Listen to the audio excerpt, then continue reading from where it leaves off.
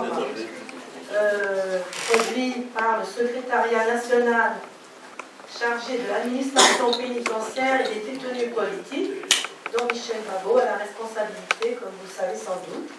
Excusez-moi pour ma voix, mais je suis enrouée.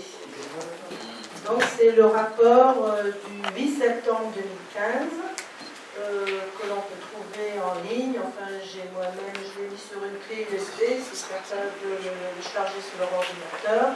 Bon, il y a déjà eu des précédents rapports, mais celui-ci est peut-être plus fignolé, plus précis. Il reprend des éléments d'un rapport précédent qui était paru de façon anonyme, mais qui était riche en renseignements.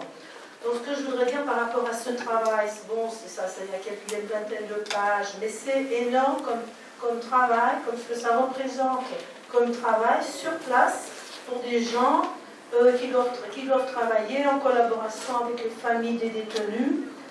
C'est pour ça que je pense qu'il faut vraiment se saisir de cet instrument. Pas se contenter de le lire, de se dire, bon c'est bien, j'ai enregistré, de toute façon on sait qu'il y a des prisonniers. Bon, non. Je crois qu'il faut s'en saisir pour une diffusion à l'extérieur du monde ivoirien, c'est-à-dire diffuser auprès d'autres Africains, mais aussi auprès de personnes que l'on peut connaître, que l'on peut rencontrer, avec lesquelles on peut susciter la rencontre. Dans une ville comme Lyon, par exemple, bon, je pense qu'il y a du travail à faire par rapport à ça, parce que c'est ce qu'ils nous demandent. Eux, ils le diffusent auprès des chancelleries et auprès des médias, de la presse. Et qu'est-ce que ces gens en font après? Évidemment, on ne le sait pas. Tandis que nous, on peut agir auprès d'autres personnes, en particulier des intellectuels, des chercheurs, qui peuvent s'intéresser à l'Afrique, qui peuvent s'intéresser à la Côte d'Ivoire. On sait que ça progresse, hein, on l'a vu d'après les derniers livres qui sont parus. Bon, le livre de Fanny Pigeot, le livre de François Mattei, bon, qui ne sont pas des Ivoiriens et qui ont vraiment mis les pieds dans le plat. Donc ça, c'est très bien, c'est un gros progrès, mais il faut nous-mêmes, je pense, diffuser ces informations qui sont malgré tout extrêmement traumatisantes.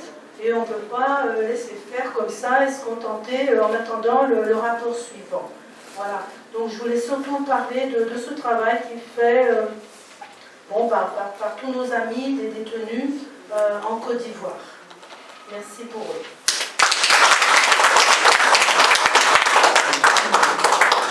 Je vais vous dire simplement, c'est que la liste, je pense que c'est la liste exhaustive des détenus en Côte d'Ivoire. Et ce que j'aimerais vous demander, et je le fais sous l'autorisation des sections de Lyon et de tous les comités, c'est de se saisir de cette liste-là.